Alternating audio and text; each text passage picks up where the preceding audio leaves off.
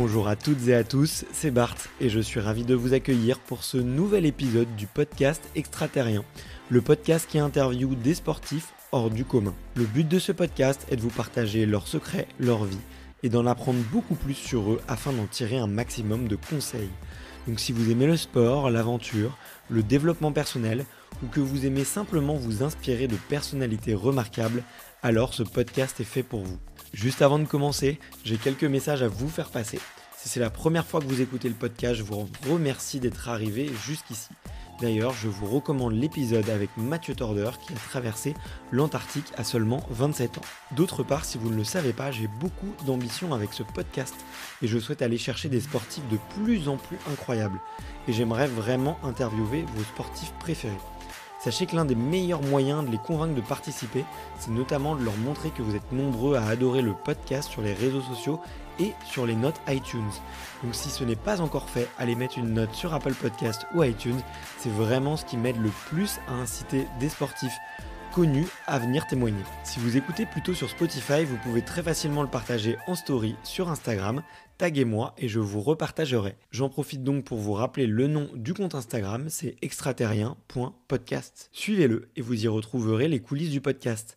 C'est aussi un excellent moyen de me faire vos retours et de me suggérer des invités. Enfin, j'ai aussi créé une newsletter que vous pouvez retrouver très facilement dans Google en tapant Extraterrien Newsletter. C'est le premier lien qui remonte. J'y partage des bons plans santé, matériel, préparation mentale, des livres, des documentaires qui m'ont beaucoup inspiré. Allez, je ne vous embête pas plus et je laisse place à mon invité du jour. Salut Laura. Salut. Merci beaucoup de me recevoir chez toi aujourd'hui. Je suis vraiment hyper content de te rencontrer. Bah moi aussi, c'est partagé. Je suis ravie que tu aies fait le déplacement jusqu'à chez moi et pour parler un peu de ma carrière. Bah ouais, t'as plein de choses à raconter. En plus, je viens de voir qu'on avait une connaissance en commun, Adèle, à qui je fais une bise si jamais elle nous écoute aujourd'hui. Écoute, Laura, tu es plongeuse. Tu as été championne du monde en duo. T'as une super carrière et j'ai envie d'aborder plein de sujets avec toi, notamment un petit peu aussi ce que tu fais maintenant. Mais comme je te disais juste avant, la tradition du podcast, c'est un peu de savoir quel est ton premier souvenir de sport. Alors, j'ai pas de souvenir précis, mais aussi loin que je m'en souvienne, mes parents m'ont mis au sport vraiment hyper tôt. Et souvent, on me dit « Est-ce que tes parents faisaient du haut niveau ?» parce que j'ai fait du haut niveau. Et c'est vrai que je suis pas dans une famille de sportifs de haut niveau, mais ça a toujours été une famille très sportive, quoi. Le dimanche, on allait... faire un foot avec leurs copains, on allait nager, on allait se promener. Dès que j'ai tenu debout, j'étais sur des skis. Donc mes premiers souvenirs de sport, je dirais que c'était à la maison de quartier où on avait la chance, enfin c'était une maison associative où on avait la chance d'avoir plein d'activités dispo. Et j'avais commencé par la danse, donc c'était plus un genre d'expression corporelle où en fait t'es enfant et tu te lâches, quoi, et c'était génial. Et je faisais de la natation et du judo, tu vois, donc c'est mes premiers souvenirs de sport et aussi le ski dès que j'ai su tenir debout, quoi. Parce que j'habitais à Lyon, donc c'était assez facile d'accès, on va dire. Et t'étais quel type de petite fille ? T'étais super énergique, première de la classe Un peu tout, je pense. Okay. Alors j'avais un grand frère qui était très intelligent mais un peu turbulent, on va dire. Et donc moi j'avais plutôt le rôle de celle qui avait des facilités parce que tirée vers le haut par mon grand frère, mais qui essayait de se faire la plus petite possible pour pas se faire remarquer parce que lui se faisait beaucoup remarquer, justement. Ouais, donc tu tiens le nom... Tu tiens le nom de ton frère et à l'école, c'est pas facile. Ouais, c'est ça. Moi, je sais ce que j'ai infligé à mon petit frère. Il a pas eu de chance de passer, même 6 ans après. Le pire, c'est que j'avais une petite sœur derrière où il y avait les deux qui étaient passés avant. Ils se sont jamais rappelés de son prénom, quoi. La troisième, elle se faisait toujours appeler soit par mon prénom, soit le prénom de mon frère, ce qui est encore pire. Ok, trop marrant. Et du coup, je crois que le premier sport que tu as commencé à pratiquer vraiment au haut niveau, c'était la gymnastique. Ouais, tout à fait. À quel âge tu as commencé ? Alors, j'ai commencé, je devais avoir 8 ans. J'étais... En fait, comme tous les sports que j'ai fait, ça commence par une rencontre. Donc là, en l'occurrence, c'était mes copines... ma copine avec qui j'étais au CP qui faisait de la gym. Ma meilleure copine de ma classe, quoi. Et en fait, j'ai sauté une classe. Donc j'ai perdu cette copine-là et j'ai été copine tout de suite au CE2 avec deux jumelles qui faisaient de la gym Donc ça faisait un peu beaucoup et donc j'ai dit à mes parents bon là j'ai trop envie d'essayer la gym et donc au début c'était une fois par semaine à la place de la danse parce que bon je pouvais pas faire j'avais déjà pas mal d'activités et en fait très vite les entraîneurs ils étaient là ouais on pourrait pas l'avoir 2 fois 3 fois le groupe compétition. C'est marrant parce que ça je m'en rappelle pas trop et c'est ma mère qui m'en avait parlé après et du coup très rapidement en fait j'ai fait que de la gym. Après j'ai pas vraiment fait de haut niveau en gym, c'était de l'intensif on va dire parce que ça a été surtout mes années collège de la 6e à la 3e où j'ai fait où je faisais une bonne quinzaine d'heures par semaine. Ouais, attends, c'est peut-être pas du haut niveau. Ouais, mais c'est pas du haut niveau dans le sens où c'est une structure, un pôle. Je faisais pas de compète internationale en jeune ou quoi. Enfin, c'était. Et en fait, j'ai jamais intégré le cursus horaire aménagé parce que j'habitais dans l'est lyonnais. Il fallait aller dans l'ouest, dans un lycée, dans un collège privé, et mes parents étaient pas trop chauds, quoi. Bon, j'avoue que j'ai pas trop insisté non plus. Et donc, on était un peu le groupe qui fait de l'intensif, mais qui est pas dans l'optique perf, compète, pôle, horaire aménagé, tout ça. Donc après, j'y passais quand même toutes mes vacances scolaires. Donc, c'était 9h, 9h30, midi, 14h, 17h quand même. Donc, mes vacances scolaires, c'était quand même assez chargé. Donc j'aime pas dire que j'ai fait du haut niveau parce que le mieux que j'ai fait c'était du championnat de France, mais c'était quand même des années où je faisais quasiment que ça, quoi. Ouais, donc c'est du plein temps. Ouais, c'est ça. Et comment est-ce que tu en es venu au plongeon ? C'est quelqu'un qui est venu te chercher ou c'est comme pour la gym, c'est les entraîneurs qui ont fait ah tiens. Un peu les deux, en fait, fin de la 3e, le groupe que j'avais donc un peu en marge éclatait parce que donc l'entraîneur qu'on avait, il se trouvait que c'était une ancienne gymnaste qui avait fait du plongeon après et une fois qu'elle avait arrêté sa carrière, elle était venue entraîner au plongeon à la gym, pardon. D'accord. Et donc c'est là où je l'avais côtoyée pendant 4 ans et elle avait décidé d'arrêter la gym et de retourner au plongeon. C'est Estelle. Ouais, c'est ça, okay. Estelle Escoffier. Ouais. Et en fait du coup moi je m'étais pas trop posé la question, je m'étais dit bon Estelle part, du coup on va rejoindre le groupe d'horaire aménagé. Et en fait il y a quelques filles de mon groupe qui avaient arrêté et je me suis pas retrouvée dans cette ambiance un peu plus compète, un peu plus perf et je sais pas si l'entraîneur ne m'aimait pas ou s'il voyait absolument pas de potentiel en moi ou les deux, mais il me faisait vachement ressentir que j'étais nulle, quoi. Et je me rappelle que j'avais pas forcément des aspirations d'être championne départementale ou je voulais juste aller au championnat de France parce que c'était l'objectif de la saison et que partir en compète avec les copines c'était cool. Mais je sais pas, je me rappelle qu'il avait un peu brisé mes rêves et le premier entraînement à la rentrée de septembre, enfin d'août du coup, le stage pré-rentrée, j'avais regardé la pendule mais toute la journée, chaque minute, quoi. Toutes les 5 minutes je regardais la pendule et le soir ma mère était venue me récupérer et je lui avais dit j'y retourne pas. Alors que je te disais j'étais plutôt la fille un peu discrète qui cherche un peu la diplomatie tout le temps et là je lui avais dit j'y retournerai pas. À cause d'un entraîneur un peu je pense, et puis un changement de groupe, un changement d'entraîneur, je rentrais en seconde, peut-être que sur le coup j'avais l'impression que j'en avais marre de faire que ça, mais il se trouve que rapidement j'ai fait exactement la même chose dans le plongeon, donc et c'était pas ça dont j'en avais marre, c'est bizarre comme phrase. Et en plus il y avait une fille de mon groupe qui arrêtait et qui avait suivi cette Estelle justement pour faire du plongeon et elle me disait Laura c'est trop chouette, c'est génial, tu devrais venir avec nous, on s'éclate trop, c'est pas comme la gym. Et à côté de ça mes parents m'avaient un peu mis la pression pour que je retrouve un sport qui me plaisait, donc en me laissant assez libre mais en me disant bon la seconde enfin, tu fous un peu rien en seconde parce que t'as beaucoup moins de cours, t'as vachement de temps libre et tout. T'as jamais eu de temps libre de ta vie. Là, ça nous fait un peu peur, quoi. Donc, retrouve-toi vite un sport. Tes parents sont sportifs ? Ils sont très sportifs, mais ils ont jamais été sportifs de haut niveau, quoi. Bon, après, mon père a quand même fait un Ironman en 2010. Il a fait plusieurs marathons. Donc, ça reste des hyperactifs. Ma mère a fait beaucoup de danse quand elle était petite et elle est très, très pluridisciplinaire. Ils étaient très bons en ski. Ils sont très bons en ski aussi. Donc, environnement familial très sportif quand même. Vous avez la bougeotte, quoi. Ouais, complètement. C'est des hyperactifs tous. Et du coup, je me suis dit, vas-y, je vais essayer le plongeon parce que ce serait bête de perdre ce passé acrobatique, en fait. Et en fait, ça a été un coup de foudre. Je me souviens de ce contraste où le dernier entraînement de gym, je regardais la pendule, mais franchement, sans exagérer, chaque minute, je regardais la pendule, quoi. Et j'étais là, compte à rebours, plus que 4h30, plus que 4h25. Et au plongeon, je me rappelle, le premier entraînement, alors que j'avais fait des trucs basiques, vraiment ultra basiques, quand Estelle me dit, Laura, c'est fini, dernier plongeon. je me rappelle avoir fait une tête complètement déconfite en lui disant « Quoi, déjà ?» Et je m'étais dit, mais en fait, je vais y retourner, quoi. Et j'avais attendu l'entraînement d'après, qui était qu'une semaine après, avec tellement d'impatience que, en fait, je me suis pas vraiment posé la question et je suis juste retournée. Et ça s'est trop bien passé, quoi. Tu te souviens un peu de ce qui t'a plu au début ? Ouais, des complètement. sensations En fait, ce que j'ai adoré, c'est la sensation du corps dans l'espace. Ouais. Que j'aurais pu avoir en gym, mais en gym, en fait, le temps passé en l'air, il est toujours assez bref, je trouve.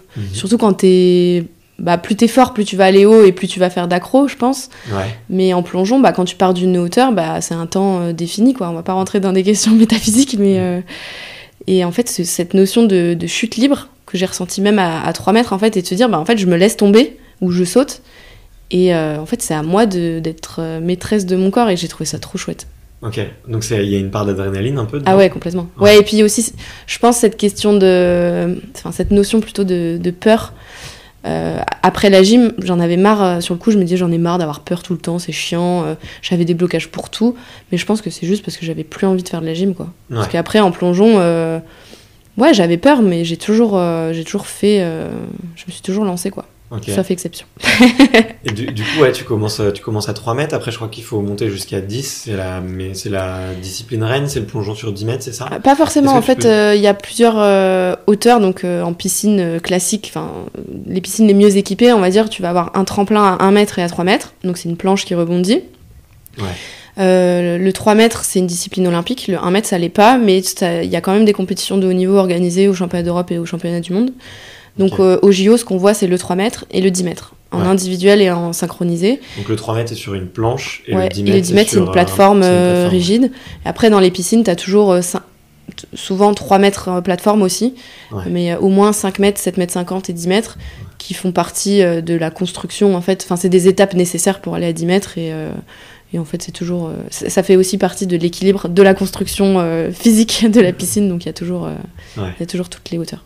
Ok, et écoute, ça me rappelle plein de souvenirs parce que je suis né à côté de Nogent-sur-Marne et il y a une piscine avec un...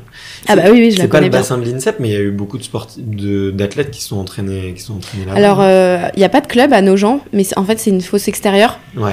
Donc, c'est super chouette parce que c'est juste à côté de la Marne. Et donc, il y a une super vue à 10 mètres.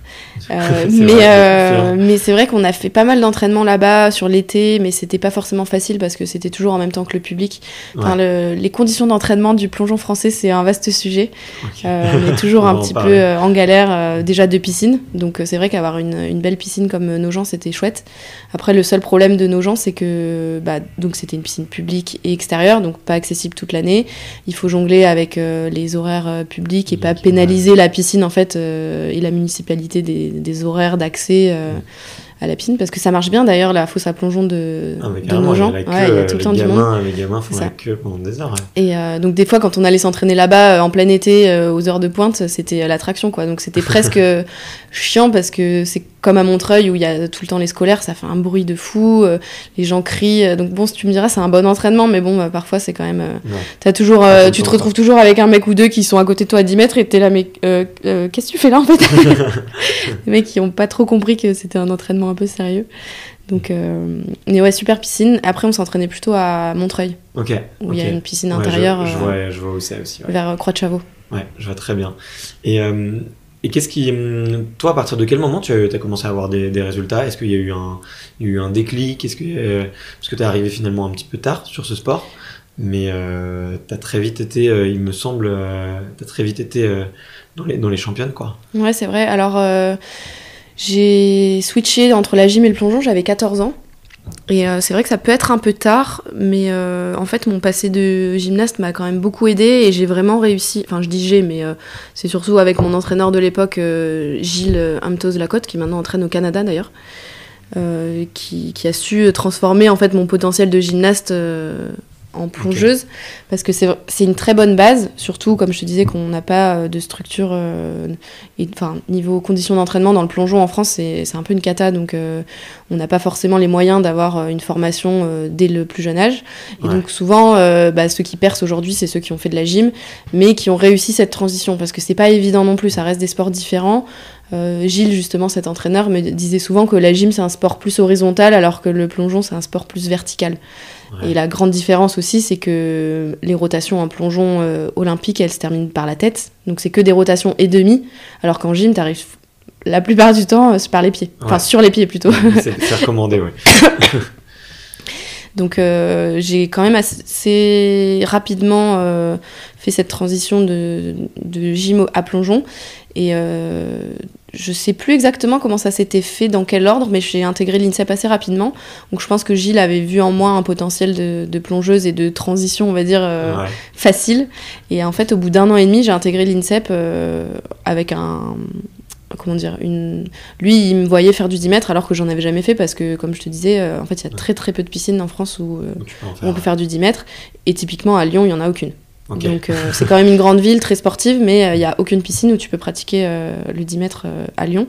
Et donc c'était un peu un pari, je pense, pour lui de se dire bah ok, je la fais monter, mais il fonctionne assez comme ça à l'INSEP pour le recrutement, justement, en se disant bon bah chaque année, on parie sur 1 ou 2 jeunes et on voit ce que ça donne. Alors, il y en a pour qui ça n'a pas trop marché. Et il se trouve que pour moi, dès la première année, j'ai intégré l'équipe de France jeune. Et j'ai même fait une médaille au championnat d'Europe, médaille de bronze à mes premiers championnats d'Europe junior. Donc. Et je suis allée du coup au championnat du monde junior. J'ai fait une finale. Donc, c'était quand même en faisant aussi des médailles on peut pas appeler ça des coupes du monde, mais c'est des tournois internationaux jeunes. Donc, et je m'y attendais pas du tout, quoi. Ouais.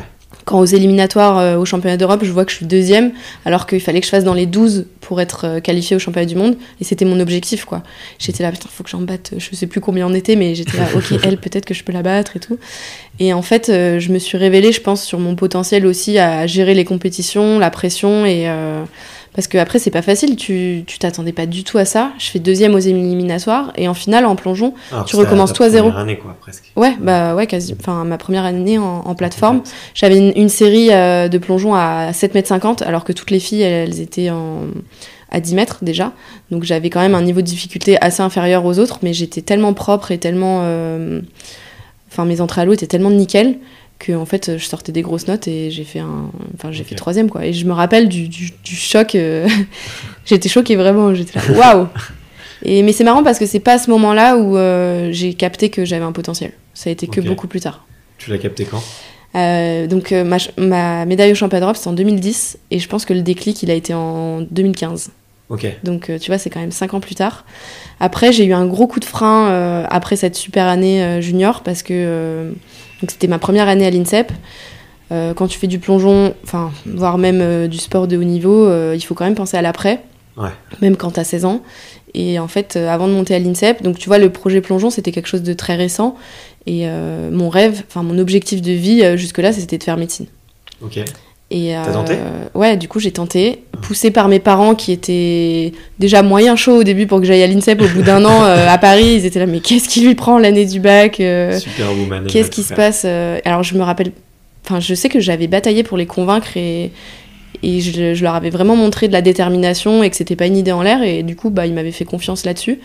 Mais je me rappelle qu'on avait invité Estelle à manger chez nous pour qu'elle rassure un peu mes parents, et que même moi, que je me rende compte ce que ça allait être, quoi.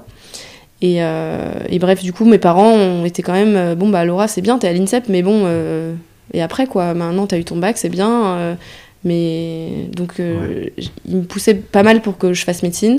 Moi, dans le fond, j'avais pas vraiment prévu de plan B, parce que c'était ce que je voulais faire, en fait. Et mon entraîneur de l'époque m'avait dit écoute, si c'est ton projet, l'après c'est important. En plus, j'avais 1 an d'avance scolairement. Il me restait 1 an de junior, du coup, parce qu'en fait, en plongeon, on est junior jusqu'à 18 ans. Donc, il me restait 1 an junior. J'avais fait quand même pas mal de preuves l'année d'avant. Donc, je pouvais me permettre, entre guillemets, une petite année de comment dire, sabbatique, non, quand même pas. Et bon, donc cet entraîneur et mes parents poussant un peu, je me suis dit, ok, je tente médecine. Et le deal avec mon entraîneur, c'était de se dire, ok, tu tentes, mais tu restes à l'INSEP, et le but qu'on se fixe pour cette année, c'est que tu régresses pas. Tu essayes de maintenir ton niveau. Donc j'ai fait médecine, j'ai tenté médecine à Paris, donc dans une fac où je ne connaissais personne.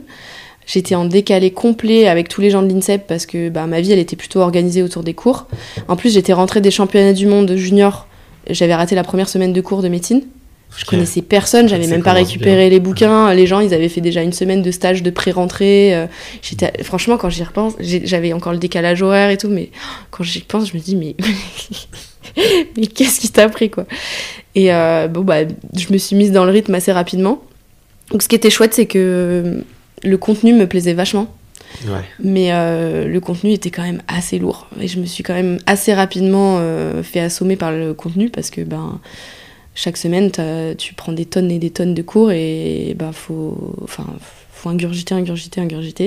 Et donc à ce moment-là, je m'entraînais 3 fois par semaine à Montreuil, justement, où j'arrivais, je faisais ma série de compètes. Et tu rentrais, quoi. Et je repartais et j'avais 3 muscu à faire par semaine et je gérais toute seule. Parce que comme j'étais interne à l'INSEP... Ouais, donc t'avais quand même 6 séances à faire, quoi. Ouais. Et j'étais interne à l'INSEP, donc j'étais dedans, quoi. Donc je pouvais aller... à l'époque, on faisait notre muscu au stade couvert. Donc c'est la grande halle d'athlée couverte où il y a aussi un petit vélodrome. Et je me rappelle plusieurs fois, d'ailleurs, j'y allais souvent le mardi, le jeudi, je crois, de 20h à 22h. Souvent, j'y allais plutôt vers 22h parce que je mangeais, je travaillais un peu et je me disais j'irai après.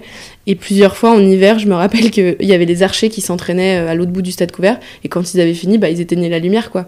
Et je me rappelle avoir dû interrompre ma muscu parce que il y avait plus de lumière dans le stade couvert, quoi. Et des fois j'avais un peu peur parce que franchement c'est immense. Ouais, c'est j'étais là, flippant, franchement c'était flippant dans le noir total, t'imagines. Donc bon, souvent je partais, quoi. J'arrêtais quand j'étais dans le noir. J'avais toujours mes fiches à côté. Enfin, franchement, c'était un délire, quoi. Et c'était difficile parce que j'étais en décalé aussi avec les étudiants de la fac, qui, eux, restaient après les cours pour bosser ensemble. Et du coup, Ouais, tu t'isoles au final. Ouais, et en fait, ce qui a été très dur, c'est que j'étais vraiment seule cette année-là, et en décalé avec tous les gens que j'aurais pu côtoyer, quoi. Et j'avais personne pour prendre soin de moi. Enfin, souvent, je sais que ma sœur, elle a fait une prépa à Lyon, et le week-end, elle rentrait à la maison. Mes parents lui préparaient des repas pour la semaine. Donc moi, je rentrais pas mal le week-end. Je prenais le train souvent, donc j'avais un peu. Mes parents s'occupaient pas mal de moi, mais c'est pas pareil, quoi. Et ça a été très difficile. Bon, sans surprise, j'ai pas eu mon concours.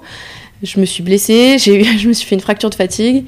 Et du coup, à la fin de l'année, je fais un peu un bond en avant parce que le contenu d'une année de médecine, c'est dense, c'est difficile. Donc j'étais un peu... je voyais chaque jour l'un après l'autre, chaque concours l'un après l'autre, un semestre après l'autre. Et c'était vraiment chronométré, quoi. Et en plus, après mon deuxième concours, je savais que j'avais 2 semaines d'entraînement, les championnats de France, où il fallait que je me qualifie pour les championnats d'Europe junior. Donc vu mon niveau, normalement c'était une banalité, mais vu que j'étais pas trop entraînée, c'était quand même un truc à prendre au sérieux. Et ces 2 semaines d'entraînement-là étaient hyper importantes. Et il se trouve qu'en plus, il y a une épreuve qui a été annulée, qu'on a dû repasser, donc forcément, j'ai pas du tout travaillé. Puis quand tu es prêt pour un concours pour le jour J, quand c'est 2 semaines après, si t'as pas rouvert, c'est comme si tu savais rien, quoi. Surtout donc bref, j'ai pas du tout eu mon concours et je me suis dit, bon là, faut faire un choix. C'est bien, j'ai eu besoin de cette année-là, je pense, pour me rendre compte par moi-même que faire 2 choses de haut niveau en même temps, c'était pas possible. Et puis, bizarrement, j'ai choisi le plongeon. Parce que je me suis rendu compte que médecine, j'étais partie quand même pour 10 ans de travail intense, contrairement à l'idée reçue où on se dit que c'est que la première année, c'est pas vraiment le cas. Et je pense que je m'en suis rendu compte en côtoyant justement des étudiants de médecine. C'est juste qu'après, c'est la normale, quoi. Donc c'est ça. Avec le recul, tu dis que c'est moins dur, mais en fait, il y a autant de travail. C'est ça. Et je me voyais pas avoir de vie pendant 10 ans. Et je me suis dit, en plus, en fait, médecine, ok, les cours m'ont plu, mais je me vois pas être généraliste, en fait. Okay. Et je m'étais dit, la probabilité d'être généraliste quand tu fais médecine, elle est quand même assez élevée. Donc, il faudrait qu'en plus, je sois dans les meilleurs pour pas être généraliste. Et puis, ce qui me plaisait, en fait, c'était le contact humain et tout ça. Et donc, je me suis dit, en fait, je crois que je vais présenter le concours kiné. Et puis, je crois que ça me correspondrait mieux, en fait. Okay. Donc, j'ai présenté la dérogation au concours pour les sportifs de haut niveau. Je l'ai pas eu. Donc, après, j'ai fait un an de STAPS. Je l'ai représenté et après, je l'ai eu. Mais du coup, j'ai choisi le plongeon. Ouais. Et ça a été mon premier vrai choix, mais ça m'a pas forcément mis la pression sur le plongeon en me disant maintenant faut que ça paye. Et du coup l'année d'après, c'était première année senior, l'année des Jeux de Londres en 2012. Et donc fallait que je mette toute une série à 10 mètres. Et ça a été assez intense et j'ai raté la qualif pour la Coupe du Monde qualificative pour les Jeux à 1,5 point Tu vois, 1,5 point. Nous, nos scores, c'est entre 200... Enfin, les points, c'était 275 et j'avais fait 260... Non, c'était 270. J'avais fait 268,5, tu vois. Donc, un peu les boules. Je me rappelle que mon entraîneur était complètement... Je pense qu'il était tellement déçu qu'il m'avait mais démoli. Franchement, alors que moi, j'étais déjà un peu au fond du trou parce que, premier gros échec de ma vie, médecine. Deuxième gros échec, de se dire pas de qualif. Bon, après c'était pas direct pour les jeux, c'était pour la qualif des jeux, mais c'était presque le plus dur. Et là après ça a été vraiment dur parce que j'avais vraiment fait 2 gros échecs qui m'ont vraiment marqué. Et je pense que c'était la première fois que j'avais des gros échecs marquants dans ma vie en fait. Mais je me suis pas laissée démonter, j'ai continué tant bien que mal. J'ai fait l'année olympique comme si j'allais faire les jeux avec tout le groupe, parce qu'en fait tout le reste du groupe allait aux jeux à ce moment-là. Et du coup... ça va être vachement dur, non, psychologiquement. Ouais, franchement ça a été une année super difficile, parce que même l'entraîneur, il m'entraînait comme si je faisais exactement la même chose que les autres, quoi. Et sauf que fin juillet, au lieu d'aller au jeu, je suis partie en vacances, quoi. Donc c'était pas... Franchement, ça a été difficile. En plus, j'exagère parce que je suis allée au jeu en tant que spectatrice. Et finalement, ça a été une super expérience parce que j'y suis allée avec mes copines plongeuses juniors, en fait, des années d'avant. Et ça a été un super voyage, super chouette, où j'ai vraiment pu vivre... tu vois, l'émulation des jeux, une ville, un pays qui vit au rythme d'une compète sportive, avec vraiment cette émulation de toute une population, des gens qui ont traversé le monde pour venir voir des compètes comme ça. Chose que j'ai pas du tout perçue ou vécue à Rio, par exemple, parce que j'étais athlète. Et du coup, je trouve que les 2 expériences, elles sont hyper complémentaires et ça me permet d'avoir presque une vue d'ensemble en fait des jeux et je trouve ça super. Surtout que je les ai très mal vécus, les jeux de Rio, donc parce que t'es arrivée un peu blessée, il me semble. Je suis arrivée complètement cramée en fait. Ça a été une saison assez chaotique. Mes résultats étaient pas si mauvais, mais j'étais complètement à côté de la plaque. Avec mon entraîneur, ça se passait super mal. Du coup, avec le groupe, ça se passait super mal aussi. J'ai enchaîné les petits bobos, tu vois. C'était pas des grosses blessures, mais c'est les petits bobos qui montrent que tu tires sur la corde, quoi. Donc, tu t'arrêtes 3 semaines, tu reprends, tu t'arrêtes 3 semaines. Un coup, je fais, je sais pas moi, 320 points. Un coup, j'en fais 240, alors que jamais j'étais descendue en dessous des 300 points depuis 3 ans. Donc, je pense qu'en arrivant au jeu... j'étais complètement cuite. Enfin, je me souviens très bien d'ailleurs que la première chose que j'ai fait en arrivant au village olympique, c'est d'aller voir les médecins et de leur dire là les gars, faut que vous me donniez quelque chose pour dormir parce que ça fait une semaine que je dors pas, donc ça va pas le faire. Super l'ambiance, quoi. Et c'était des médecins attitrés pour les oui, c'était les médecins de l'équipe de France olympique au village. Donc après ils suivent tous les sportifs sur tous les sports. Après pour souvent en général, c'est les médecins du CNOSF, donc le Comité national olympique et sportif français. C'est des médecins qui sont à l'INSEP, donc en l'occurrence, c'était des médecins qui me suivaient. D'ailleurs, c'est mon médecin traitant, donc c'était des gens qui me connaissaient, qui m'avaient suivi. Et puis, je le dis comme ça, un peu pour rigoler, mais c'était pas genre, bon les gars, donnez-moi un tic-tac là. je le tourne en dérision, mais puis c'est pas du dopage non plus, parce que, faut quand même prendre des pincettes. Avec ça, mais c'était juste pour dire dans quel état je suis arrivée au jeu, quoi. Et donc parce qu'à la base la question c'était le déclic, quand est-ce qu'il s'est fait. Il s'est fait en 2014 quand je suis allée en Australie avec Mathieu Rosset m'entraîner en immersion totale pendant 2 mois. Et je pense que ce stage, quand je dis en immersion totale, en fait on est partis tous les 2 sans entraîneur, donc on était là-bas et on s'entraînait au rythme de leur équipe à Sydney. Attends, je précise que Mathieu, pour les gens qui connaissent pas, Mathieu Rosset, c'est un des grands noms du plongeon français. Il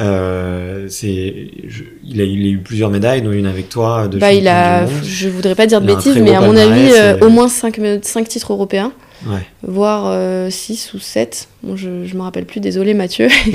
Et on a fait champion d'Europe et champion du monde ensemble en 2017. Ce qui était historique pour le plongeon français d'ailleurs, ce qui n'était jamais arrivé. Et donc ce déclic, on est parti 2 mois en Australie. Et c'est venu comment cette idée ? C'est lui qui est venu te chercher et qui a dit allez viens, on va s'entraîner ensemble. Non, c'est plutôt moi qui me suis rajoutée à son projet. D'accord. En fait, à la base, lui, il avait été identifié comme potentiel médaillable. C'est un peu le mot-clé l'année avant les Jeux, qui veut dire que tu vas avoir des subventions via ta fédé. Et en fait, du coup, il s'était dit on veut tel entraîneur il est en Australie. Finalement, ça s'était pas fait. Et du coup, ils étaient partis sur un projet de 3 fois 2 mois d'entraînement en Australie. Et donc finalement, ça s'était fait avec l'entraîneur de Sydney. Et quelques mois avant, en fait, moi, ça se passait pas super bien, justement, avec l'entraîneur que j'avais donc de 2012 à 2016. Le fameux Gilles, en fait, avait arrêté en 2012. Il est parti au Canada. Et donc, la solution qu'on m'avait proposée, c'était de me dire, écoute, je venais de faire des très bons résultats. Donc, je venais de faire 4e au championnat d'Europe, à pas grand-chose de la médaille. Et on m'avait dit, écoute, si tu veux, pars avec Mathieu.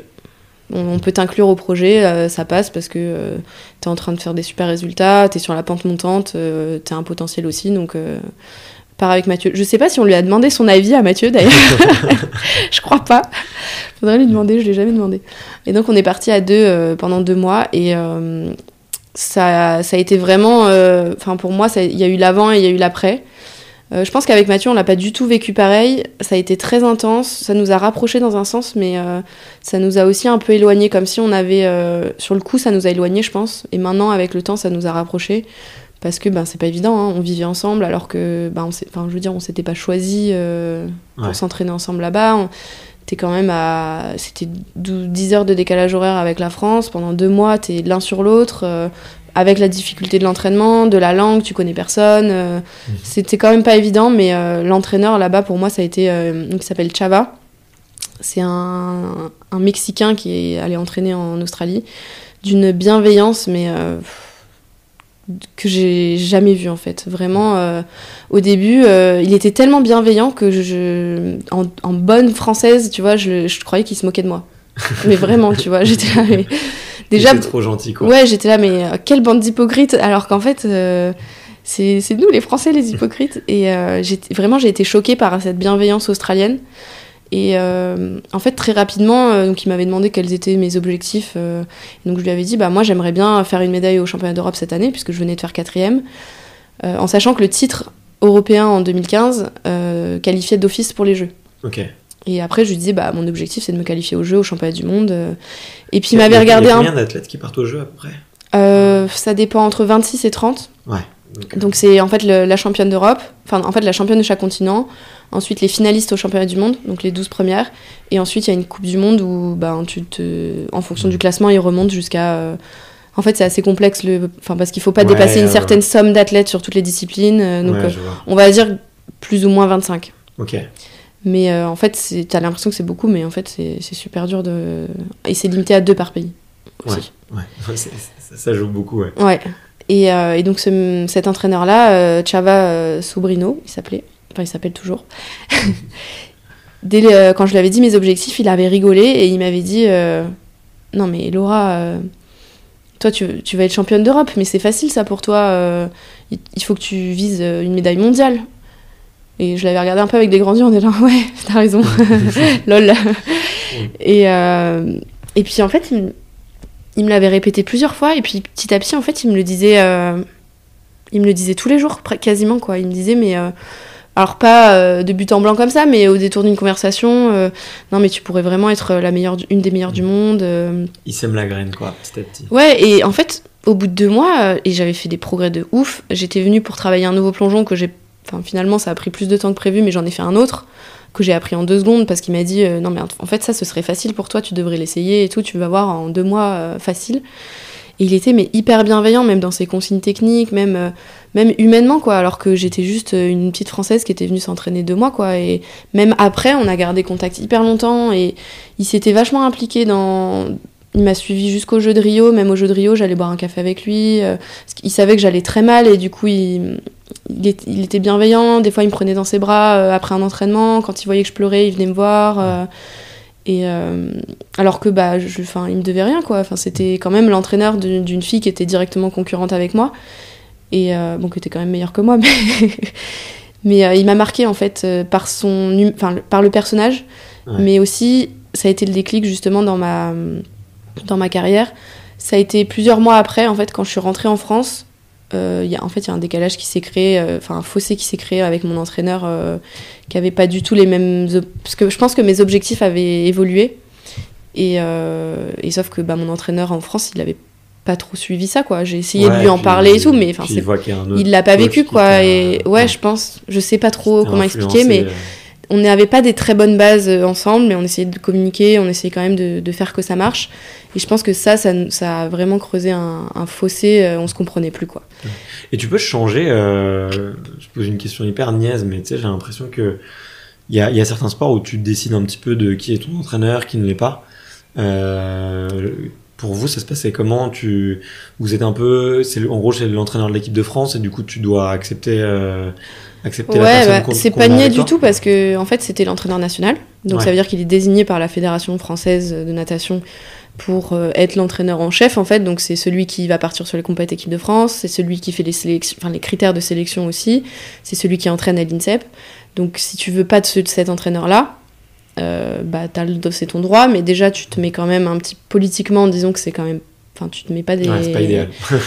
tu te mets un peu des bâtons dans les roues, quoi. Surtout si c'est pour dire qu'il te va pas et que, et puis généralement c'est l'entraîneur qui a été choisi par la DTN. Voilà, c'est ça. Et en l'occurrence en France pour faire du 10 mètres, j'avais pas d'autre alternative en fait. Donc il aurait fallu que je parte à l'étranger. J'y ai pensé. Le rémunérer aussi. Financièrement, ça aurait été compliqué, ouais. J'y ai pensé de retourner en Australie, mais j'avais quand même des attaches en France qui m'ont freiné, je pense. Pari, et je suis quand même assez famille, assez humaine dans le sens où, sur le coup, dans mon intuition, tout lâcher pour cet entraîneur-là en Australie, au-delà de tout le côté pratique qui était quand même compliqué, je le sentais pas en fait. Je pense que j'en ai discuté avec mon père il y a 2 semaines, c'est drôle. Je pense que c'est le seul regret que je pourrais avoir aujourd'hui sur ma carrière, c'est de pas m'être lancée là-dedans. Parce que je disais avec lui, il m'a manqué dans ma carrière une personne qui me tend la main, qui veille sur moi, Il y a eu un peu cette première personne, donc Gilles, qui a cru en moi au début et qui m'a fait venir à l'INSEP. Et il y a eu cette deuxième personne qui était donc l'entraîneur australien et je pense qu'avec le recul, j'ai pas su... en fait, ça m'a dit, ok, t'es capable de faire des grands résultats. Parce que du coup, le déclic, il est arrivé en 2015, quelques mois après le stage en Australie, où je suis arrivée au championnat d'Europe. J'ai mené tous les éliminatoires avec 20 points d'avance. Et en finale, je me craque un peu. C'est pas que du mental, c'est de la surfatigue aussi. C'est à ce moment-là que je commence à être en surentraînement, en fait. J'arrive au championnat d'Europe et je suis en surentraînement, c'est sûr. Parce qu'on m'a souvent posé la question après, est-ce que tu saurais dire quand est-ce que ça a commencé ? Et pour moi, ça a commencé à ce moment-là, parce que donc, j'étais en école de kiné, ça avait été hyper intense niveau scolaire, plus le retour du stage en Australie où j'avais pas su m'arrêter, parce que je voulais vraiment continuer sur cette lancée, alors qu'il aurait fallu peut-être me reposer un peu. Et j'étais lancée, en fait. Et il y avait rien ni personne qui pouvait m'arrêter, et j'avais suffisamment confiance en personne pour pouvoir écouter de quelqu'un qui me dise non là Laura faut que tu t'arrêtes un peu quoi.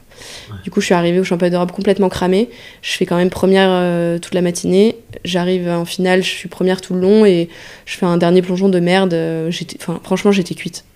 J'étais cuite et je me rappelle m'être dit là je sais pas du tout comment je vais faire, donc pars un petit peu plus dans le trou, dans le sens où je vais un peu moins haut, donc ça tourne plus vite en fait, mais c'est moins c'est plus difficile à contrôler, pour rentrer un peu dans les détails techniques.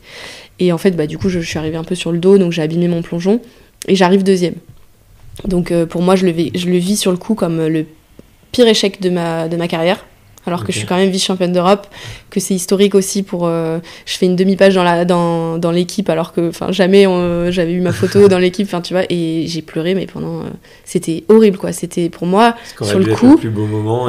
C'était vraiment un des pires... et encore aujourd'hui, j'ai du mal à comprendre ce qui s'est passé, quoi, pour que je le vive comme ça.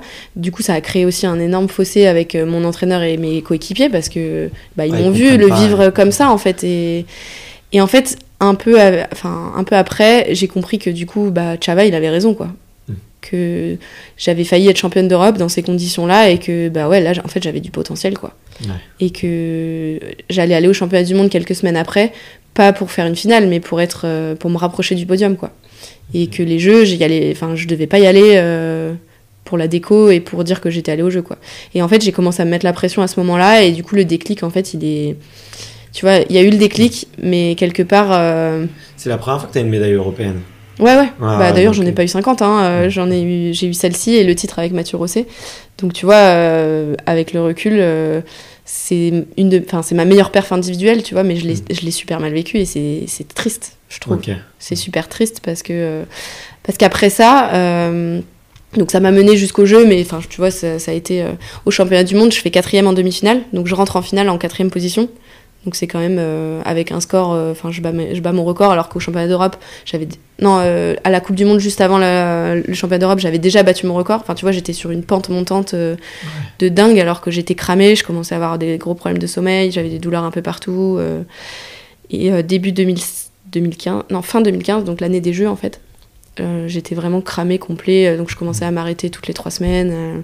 J'avais failli arrêter, ça se passait de plus en plus mal avec mon entraîneur, et j'arrive aux Jeux de Rio, franchement, j'y suis allée parce que j'étais qualifiée depuis longtemps, mais je savais que je pouvais rien jouer parce que j'étais pas en...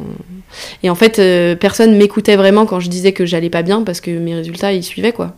Dans le sens où j'avais jamais eu des aussi bons résultats, en fait. Ouais. Alors que pour moi, c'était... pas que je savais que j'étais capable de faire mieux, mais j'étais pas en forme, quoi. Donc bon, c'était un peu paradoxal, mais tu vois, ce déclic-là, il a été en 2015, et ça a été le moment où j'étais plus dans le délire où je m'entraîne et je fais mes compètes pour montrer ce que j'ai fait à l'entraînement et pour faire le mieux que je peux. J'étais en compète pour gagner et pour montrer que je savais faire et montrer les plongeons que j'allais réussir, tu vois. Ouais. Et du coup, l'approche était pas du tout la même, et je pense que c'est une approche qui me correspond pas du tout. Et ça m'a un peu entraînée dans les spirales de l'enfer. Si tu veux, on peut amener le sujet un petit peu maintenant, mais du coup, tu fais ces jeux, l'année d'après, tu es championne du monde avec Mathieu, comme tu l'as dit, en saut synchronisé. Vous en faisiez depuis un petit moment, je crois. Alors, c'est pas synchronisé, c'est une épreuve qui s'appelle le team event. En fait, on plonge chacun l'un après l'autre. Ok, d'accord. Et c'est une somme de plongeons. Somme de points, ouais. Enfin, de points, pardon. Et en fait, ce qui a changé sur l'année 2017, c'est que, donc, après les Jeux, j'ai pris peut-être 1 mois et demi de pause, ce qui, pour moi, était énorme à ce moment-là, mais en fait, qui est rien du tout. Et quand je suis arrivée, en fait... j'épargne les détails de conflits internes, mais ça se passait vraiment très, très, très, très mal avec mon entraîneur de l'époque. Et je quitte Rio en me disant que c'est plus possible, quoi. Ouais. Je sais même pas si je vais continuer le plongeon, mais qu'en tout cas la certitude c'est que je ne peux plus m'entraîner avec cet homme-là. Et je pense que lui il quitte les Jeux avec un peu la même certitude, en se disant cette fille-là je ne peux plus l'entraîner. Elle est insup. Qu'est-ce qui fait qu'un duo marche pas selon toi? Entraîneur-entraîné? Ouais. C'est difficile à dire, je pense que ça dépend de... J'ai toujours entendu mon entraîneur Gilles dire qu'il n'y a pas de bon ou de mauvais entraîneur, et j'ai toujours répété cette phrase-là en disant qu'il y a des duos qui marchent et qui ne marchent pas, en fait. Exactement, et je pense que en termes de personnes, avec Alexandre, on n'était pas trop compatibles, en fait. Ouais. Ça ne veut pas dire que c'est une mauvaise personne, ça ne veut pas dire que je suis une mauvaise personne, mais je sais que lui, il faisait ressortir le plus mauvais de ce qu'il y avait en moi, quoi. Et il y a eu un moment où je me suis dit, mais je me déteste comme ça, quoi. Et du coup, je le détestais de me rendre comme ça. Ouais. Alors que bon, c'est bien plus complexe que ça, mais du coup, on s'est quitté vraiment en très mauvais termes, et je suis revenue à l'INSEP en voulant me réentraîner, et en fait, j'ai trouvé une porte fermée, quoi. Ouais. Et forcément, comme c'était l'entraîneur national, il avait aussi la Fédé derrière lui, et moi pendant 1 mois et demi, quand j'avais essayé de prendre un peu de distance, lui il avait un peu conforté sa position, et moi j'étais que la plongeuse qui avait raté les Jeux, qui avait un potentiel mais qui avait raté les Jeux et qui revenait un peu en rampant, quoi. Et du coup ça a été un peu intense parce que je comprenais pas trop ce qui se passait, parce que tout ça, ça m'a jamais été dit directement, et c'est ça qui a été difficile, en fait. Ouais. En fait, en face, il me faisait croire qu'on allait trouver des solutions, tu sais, très bureaucratiques, très administratifs. Non, mais laisse-nous le temps, on va trouver une solution, Laura, en me faisant croire que j'étais importante et tout, alors qu'en fait, pas du tout. Ils en avaient rien à faire de moi, et j'étais juste une épine dans leurs chaussures, quoi. Ils avaient qu'une envie, c'est que je dégage bien loin. Et sauf que manque de peau, après 1 mois et demi de pause, moi, j'avais qu'une envie, c'était de refaire du plongeon, quoi. Parce que j'aimais ça, et que il m'avait fallu que 1 mois et demi pour que ça me démange vraiment, et me dire non mais j'ai vraiment envie d'en refaire, quoi, et de mieux le vivre. Et du coup la seule option que j'avais à ce moment-là, c'était d'aller à Strasbourg, parce qu'il y avait un pôle qui se développait pas mal, et il y a une plateforme de 10 mètres à Strasbourg aussi. Et du coup un jour j'ai pris mon téléphone, j'ai appelé Alexis Coquet, et je lui ai dit écoute Alexis, est-ce que je peux venir à Strasbourg ? Est-ce que tu serais chaud pour m'entraîner ? Forcément, lui, il était aussi dans les déplacements équipe de France, donc il avait un peu suivi ce qui s'était passé. Et il m'a dit oui tout de suite. On a discuté un peu de sujets, on a été très honnêtes l'un vers l'autre et il m'a accueilli avec beaucoup de bienveillance et je pense que c'est un peu ce qui m'a sauvée à ce moment-là. Donc forcément j'ai intégré Strasbourg début janvier 2017 parce que bizarrement quand j'ai dit à la Fédé ok je vais à Strasbourg, tout de suite ils étaient soulagés et ils m'ont dit, parce que je leur ai dit je vais à Strasbourg mais juste laissez-moi finir mon semestre kiné, au moins le premier semestre jusqu'en fin décembre quoi. Ouais. Parce que l'anecdote c'était que j'étais interdite d'entraînement à l'INSEP, j'avais pas le droit d'accéder au bassin à l'INSEP quoi. Ok, sous prétexte que je voulais pas me conformer au cadre fédéral. Ok.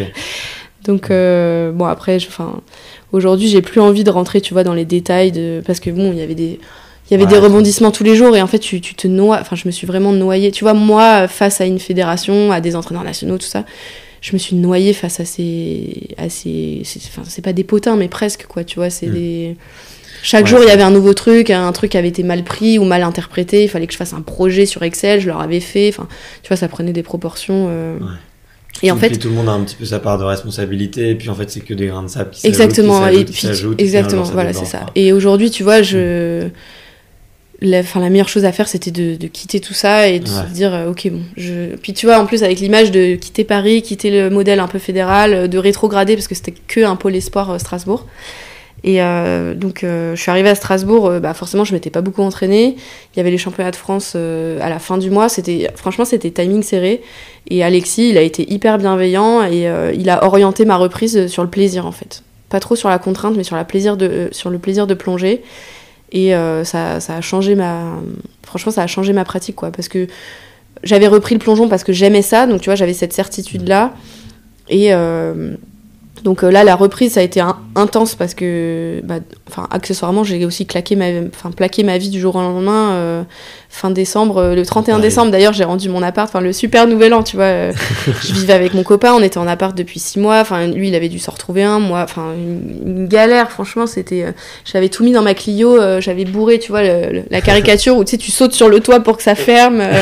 J'avais mon père qui était venu avec moi, on avait fait le voyage avec mon seul meuble, c'était une petite bibliothèque qu'on avait plié en deux pour que ça rentre dans ma Clio et on s'était pas vu du trajet parce que le truc il m'avait aidé à décharger la voiture, je prenais les clés d'un nouvel appart qui était vide et le lundi j'étais à l'entraînement et j'étais en stage en plus kiné, tu vois le truc complètement, mais j'étais soulagée et c'était un peu une nouvelle vie et qui commençait ça a été hyper difficile mais je me suis pas posé la question, tu vois, comme pour l'Australie j'ai dit un petit peu avant où j'ai pas eu l'intuition d'y aller, en tout cas j'ai pas franchi le pas, autant là pour Strasbourg je me suis pas posé la question quoi. J'ai pris chaque élément pratique l'un après l'autre et ça s'est fait et en fait très rapidement ça a été assez avec des hauts et des bas l'année à Strasbourg dans ma forme physique parce qu'il y avait quand même du mal qui avait été fait, tu vois, j'étais quand même franchement, il m'a récupéré la petite cuillère Alexis, mais j'avais des objectifs et je me suis battue toute l'année et Alexis vraiment ce qu'il m'a apporté c'est cette bienveillance là, je le remercie beaucoup pour ça et j'en arrive justement à cette saison 2017 où ça a été aussi une de mes meilleures, où on a fait champion d'Europe, champion du monde avec Mathieu.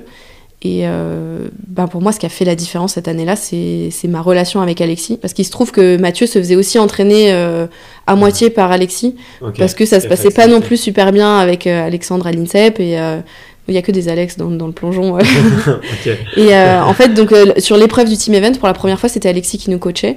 Et Mathieu s'entend très bien avec Alexis, c'est un de ses meilleurs amis dans la vie. Et en fait, comme Alexis me connaissait mieux et qu'il me connaissait aussi dans le plongeon, même un peu en dehors du coup, parce que il me voyait tous les jours, il a su nous souder et nous fédérer à 3, et même pas que à 2 en fait. De faire que cette épreuve-là, c'était notre épreuve à tous les 3 et pas seulement celle de Mathieu et la mienne, quoi. C'était vraiment la nôtre à tous les 3. Et je pense que... Alors, je sais pas s'il l'a fait exprès, mais en tout cas, c'était la meilleure approche qu'il pouvait avoir pour moi, parce que je me suis rendu compte que c'était ça qui me plaisait, moi, dans la compète, quoi. Et ce qui m'a manqué aussi dans mes années d'avant, c'est le côté équipe, le côté... tu fais pas ça que pour toi, en fait, et de se dépasser pour l'autre et de le vivre vraiment intensément avec l'autre, en fait, cette épreuve-là. Et d'ailleurs, au championnat du monde, je fais mon premier plongeon, parce que d'ailleurs, cette saison-là, en termes d'indiv, c'était pas folichon ce que j'ai fait parce que en fait j'avais des gros problèmes de sommeil qui étaient liés aux années d'avant et j'arrivais en compète dès que j'étais un peu fatiguée, j'arrivais plus à dormir. Oui, okay. Forcément quand t'arrives en compète, t'as une phase de travail avant, donc t'es fatiguée. Et du coup les indives se passaient pas très bien, alors qu'à l'entraînement je faisais des super parce que j'avais aucune lucidité, quoi. Mais pour les épreuves par équipe, j'arrivais à me surpasser et à aller chercher au fond de moi ce que j'arrivais pas à chercher en indive, quoi. Et au championnat du monde, je fais un de mes meilleurs plongeons de ma carrière. Donc c'est un 3,5 retourné groupé. Donc c'est un gros plongeon en plus. Donc tu tournes en avant, tu fais 3 tours et demi, mais il faut reculer parce que tu pars face à la plateforme. Donc c'est un peu dangereux en plus parce que je passe souvent à 15 mon front passe à 15 cm de la plateforme et tu tournes en avant en fait. Donc faut reculer parce que sinon okay. Et puis il faut faire 3 tours et demi, donc il faut envoyer de la rotation donc tu tournes tellement vite que si tu tapes la plateforme à ce moment-là, en général déjà tu tombes dans les pommes, tu t'ouvres la tête et tu fais la feuille morte jusqu'à toucher l'eau avec grand fracas. Donc quand tu penses à ça, en général t'essayes de pas trop penser à ça avant de partir. Mais donc c'était un peu mon plongeon clé de ma série parce que c'était mon plus gros coefficient. J'étais capable de très bien y arriver, mais il est très difficile, donc c'était aussi pas évident. Et je l'ai fait à 9. Et je me rappelle, Mathieu a plongé après moi, et je me rappelle lui avoir dit « Putain, mais ce plongeon-là, je sais que j'aurais jamais pu le faire en indive. J'aurais jamais pu sortir un plongeon comme ça si ça avait pas été pour une épreuve à plusieurs, quoi. » Ok, ouais, donc c'est un peu le meilleur moment, quoi. Ouais. Et en plus, ce qui est beau, c'est que Mathieu, il l'arrête là-dessus, quoi. C'était vraiment ça. Et en plus, en fait, on savait que c'était notre dernière compète ensemble, parce que ça faisait 4-5 ans qu'on la faisait, cette épreuve, et on avait toujours fait entre 4 et 5e, parce qu'on avait le potentiel, sur le papier, on avait les coefficients et les difficultés pour être dans les meilleurs mondiaux, mais c'est une compète où t'as pas le droit à l'erreur. Enfin, c'est une discipline où t'as pas le droit à l'erreur. Le premier qui rate un peu un plongeon, il sort du podium direct. Okay. Et en plongeon, franchement, ça se joue à rien du tout. Et du coup, chaque année, il y avait un petit truc qui faisait que on était que 4e ou 5e, donc un peu frustré parce que on savait que c'était une médaille largement accessible pour nous, mais ça faisait 4-5 ans qu'on n'y arrivait pas, quoi. Et là, on s'était un peu dit, bon, écoute, c'est la dernière compète qu'on va vivre ensemble, parce que Mathieu avait prévenu qu'il arrêtait après les championnats du monde. Donc, vas-y, on kiffe, quoi. Surtout qu'on s'entendait vachement mieux à cette époque, je pense aussi grâce à Alexis qui savait nous souder, ouais, et exactement, commun. Voilà, c'est ça. Et tourner il a su aussi faire évoluer notre entraînement parce que on était un peu plus vieux aussi, on était plus, tu vois, tu te rentraînes pas pareil quand t'as 15 ans ou quand t'as 25 ans, quoi. Tu t'encaisses pas, l'entraîneur, je pense qu'il doit pas avoir la même attitude, en tout cas avec Mathieu et moi qui sommes des personnes assez fortes et assez indépendantes. Si je sais que nous deux, si tu nous gueules dessus en nous traitant de sous-merde, ça va pas du tout nous booster. Mathieu, ça va l'énerver, ça peut peut-être marcher, mais ça va l'énerver et du coup il sera dans son coin hyper noir, hyper ronchon. Ça marche temporairement. Alors que si tu nous prends un peu par les sentiments, la rigolade, le plaisir, la cohésion, mais tu nous propulses, quoi. Et c'est ce qu'il a fait Alexis en 2017, quoi. Ok. Et c'est hyper intéressant tout ce que tu dis là, parce que je m'intéresse beaucoup un peu à qu'est-ce qui fait l'alchimie d'une équipe, qu'est-ce qui fait que ça marche. Et là, il y a plein de pistes intéressantes. Et donc, je sais que pour les entraîneurs qui nous écoutent, et je sais qu'il y en a beaucoup, il y a des petites pistes et n'hésitez pas à contacter Laura pour lui demander ces petits tips. Je suis sûr que avec plaisir. Si on passe un petit peu ce moment-là, après, j'ai l'impression que qu'après ce moment-là, c'est un peu la descente. C'est le début de la chute. Comment est-ce que avec le recul, est-ce que tu te dis, parce que en fait j'ai l'impression après en regardant ton parcours qu'il y a eu des petites blessures, qu'il y a eu des petits coups un peu durs. T'as essayé de retrouver d'autres entraîneurs pour aller rechercher le plaisir. En fait, je pense que ces 6 mois à Strasbourg 2017, ça a été mon sursis. Ouais. Ça a été, j'avais la tête dans le guidon quand je suis partie à Strasbourg parce que j'avais fait un choix fort et que quand je fais un choix fort, surtout quand c'est guidé par mon intuition et que je suis sûre de moi, je me pose pas la question, je regarde pas derrière, j'avance. Sauf que je m'étais fait beaucoup de mal. Beaucoup de mal avait été fait. C'était pas que moi non plus. Et quand j'arrive à Strasbourg, je pense que mes jours sont comptés, entre guillemets. Et ce qu'on est allé chercher au championnat du monde à Budapest, on est allé le chercher très très loin, et justement j'aurais pas pu aller le chercher autrement qu'avec le facteur humain, parce que j'avais déjà tout donné en fait, et j'avais déjà eu tellement mal, enfin je m'étais déjà fait tellement souffrir que quelques jours avant les championnats du monde, parce que là on parle de médailles, on parle de titres et tout, mais le contexte était vraiment pas évident, au-delà du fait que je m'entendais très bien avec Alexis, qu'il était très bienveillant, qu'il était vachement là pour moi et tout. Je me rappelle le stage préparatoire à Barcelone, à Sant Cugat. Un soir, j'arrive pas à dormir. On a discuté et il me disait, écoute Laura, il faut que ces championnats du monde, là, faut que tu les prennes comme un bonus. L'objectif qu'on va se fixer, c'est que tu arrives à dormir jusqu'à la compète. Donc c'était quand même mon objectif des championnats du monde, c'était ça. Hein. C'était dormir. Et de profiter de ces championnats du monde, parce qu'il savait que quand je dormais peu, j'arrivais à profiter de rien en fait. Enfin, quand je dis peu, il y avait des nuits où je dormais 3 heures quoi, et je me réveillais 10 fois. Ouais. Alors que, en plus, je suis vraiment la plus grosse dormeuse de la Terre quoi. À la base, pour être en forme, je peux très bien dormir 10 heures par nuit et faire 2 heures de sieste l'après-midi quoi. Ouais. Donc, il y avait beaucoup de mal qui avait été fait, et donc pendant ces 6 mois-là, je m'accroche vraiment. Et puis au bout de 6 mois, puis en fait, quelque part, je trouve aussi que dans le sport de haut niveau, enfin en tout cas, moi, je sais qu'à chaque fois que je suis montée très haut, derrière, je suis aussi redescendue très bas. Alors peut-être que c'est un peu comme la drogue, plus tu vas haut, plus la descente est dure. Mais je sais que la descente après Budapest, elle a été vraiment, vraiment violente. Déjà parce que on nous avait promis beaucoup de choses. Qu'Alexis viendrait à l'INSEP, que moi je pourrais retourner à l'INSEP à Paris, parce que c'était à Paris que j'avais ma vie, quoi. J'avais tout quitté à Lyon à 16 ans et j'avais tout construit à Paris de rien. Ouais. Et 6 mois loin de tout, c'était cool, mais je savais que Strasbourg c'était temporaire quoi. Et on nous avait fait beaucoup de promesses, et en fait on s'est vite rendu compte que c'était des promesses en l'air quoi. Et ça fait mal. Moi je sais que je préfère que tu me dises rien, que tu me promettes rien et que rien n'arrive. Mais si tu me promets des trucs, tu vois, je vais m'y accrocher, je vais espérer. Et ça, surtout quand tu vois, quand c'est une promesse en l'air, il n'y a pas de problème. Mais quand on te le dit vraiment beaucoup, tu vois, même le président de la Fédé, quoi, il nous avait dit que y aurait peut-être 2 entraîneurs à Paris. Bon, il y avait des peut-être, tu vois, mais t'y crois, quoi, parce que c'est des trucs auxquels t'as envie de croire aussi, je pense. Et accessoirement, après les championnats du monde, j'avais 6 semaines pour écrire et rendre mon mémoire de kiné pour finir mes études. Donc ça a été aussi très, très intense et pas très fun. Et en fait, j'ai rattaqué l'année à Strasbourg en septembre en pensant que j'allais la rattaquer à Paris. Mon copain qui était sportif de haut niveau de l'époque, mon copain de l'époque qui était sportif de haut niveau aussi, ça faisait très longtemps qu'on était ensemble, donc c'était pas une petite amourette. Ça faisait 6 mois qu'on vivait la distance, avec lui ses contraintes de haut niveau, moi les miennes. Ça devenait compliqué et ça commençait vraiment à nous faire souffrir tous les deux.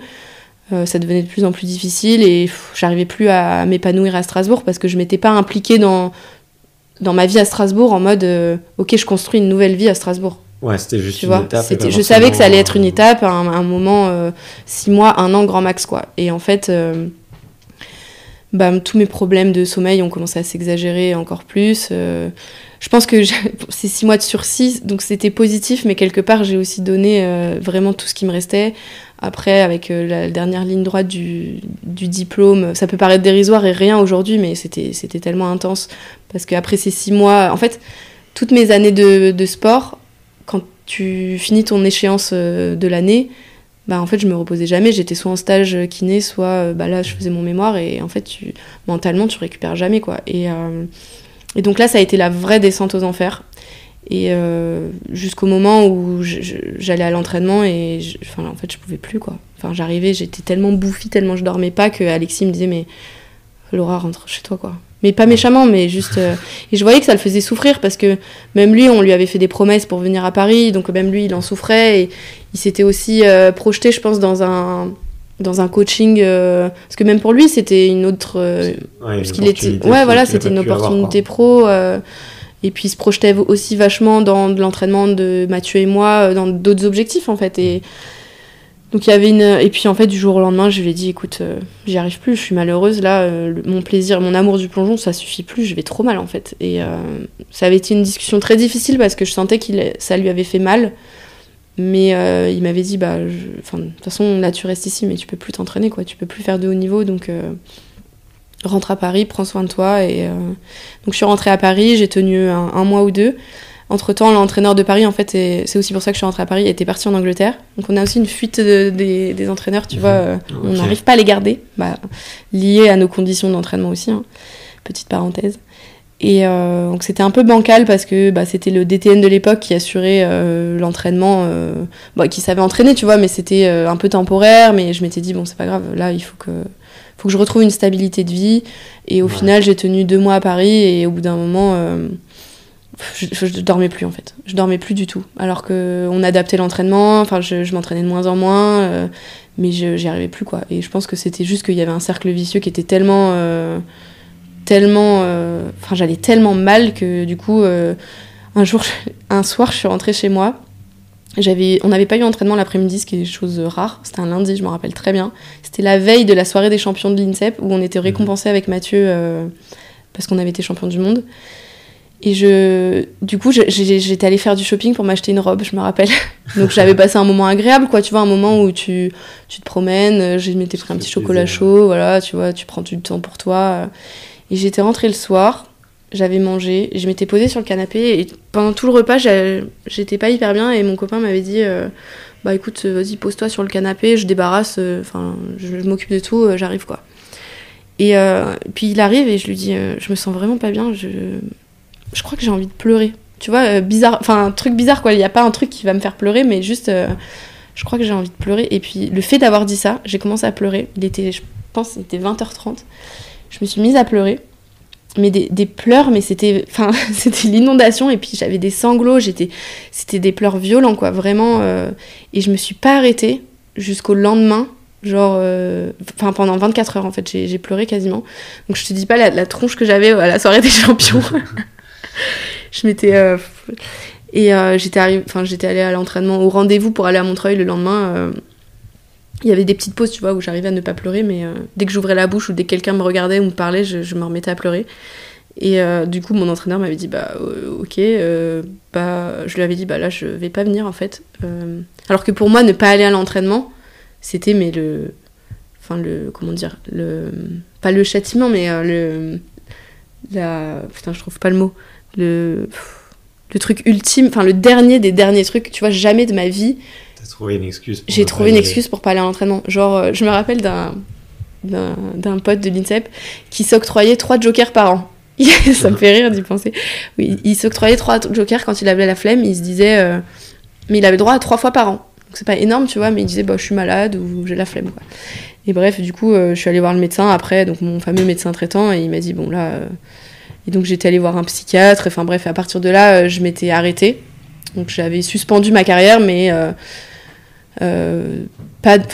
c'était vraiment une suspension. J'avais dit ok, bon là il y a un truc à faire quoi. Là je peux plus continuer comme ça. Donc je pense que ce jour-là j'avais touché le fond en fait. Et donc j'arrête, mais je sais que je vais reprendre. Donc je sais pas pour combien de temps. Je me rappelle le psychiatre, je lui avais dit donc lui il m'avait dit ça un peu. Il m'avait dit mademoiselle là je crois que il faut s'arrêter en fait.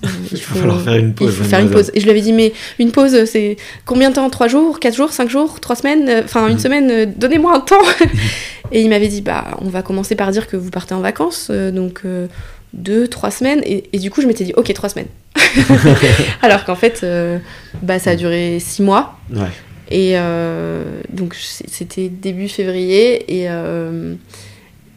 et fin juillet je me suis dit ok bon là ça a assez duré, je veux refaire les jeux, donc il faut que je reprenne parce que là j'ai pris suffisamment de temps. 6 mois ça me paraissait être 10 ans, tu vois. Déjà 3 semaines ça me paraissait long, et je m'étais dit si je veux pas reprendre avec le couteau sous la gorge et prendre vraiment le temps de reprendre après 6 mois d'arrêt complet de sport, il faut que je reprenne en septembre. Et entre-temps, il y a un nouvel entraîneur qui est arrivé. C'est aussi ce qui m'a fait franchir le cap de la reprise. Au-delà du fait que j'étais toujours amoureuse du plongeon et que j'avais envie de prendre ma revanche sur les Jeux de Rio et de vivre les Jeux différemment et je pense aussi d'aller au-delà, au bout du potentiel que je pensais avoir dans le plongeon. Parce que j'étais un peu frustrée des résultats que j'avais pu avoir, parce que je savais que c'était possible, quoi. Ne serait-ce que par les plongeons que j'avais montrés par équipe à Budapest, quoi. J'avais montré que j'étais capable, donc j'avais envie d'aller voir jusqu'où je pouvais aller en plongeant comme ça, et dans le plaisir, en fait. Donc arriver à faire les deux. Et il se trouve qu'il y avait un nouvel entraîneur qui était arrivé après 1 an de battement, qui venait d'Australie. qui ramenait. Et donc j'avais un peu parlé avec lui et je m'étais dit, ok, si je reprends avec une personne, c'est la bonne. J'avais et donc ultra bienveillant. Donc je sais pas si c'est un truc propre à l'Australie, mais en tout cas, lui, il était pas mexicain, il était chinois. Donc donc les Chinois sont très forts dans le plongeon. C'est la grande nation. C'est un peu comme la gym. Ouais, je crois que le plongeon c'est même plus développé et plus connu que la gym en Chine. D'accord. Mais tu vois, c'est un modèle un peu marche ou crève. Tu vois, ils en ont des tonnes et des tonnes. Ils les prennent dès qu'ils savent tenir debout. Il y a pas trop de place pour les sentiments. Ça casse beaucoup, mais quand ça marche, c'est pour être champion olympique. Si t'es vice-champion olympique, t'es la honte de ton pays. Donc tu vois, c'est quand même une mentalité particulière. Mais techniquement, ils sont au-dessus. C'est les meilleurs du monde techniquement. Donc cet entraîneur-là, Rui, il s'appelle. Il amenait la bienveillance et l'humanité de l'Australie avec la technique de la Chine.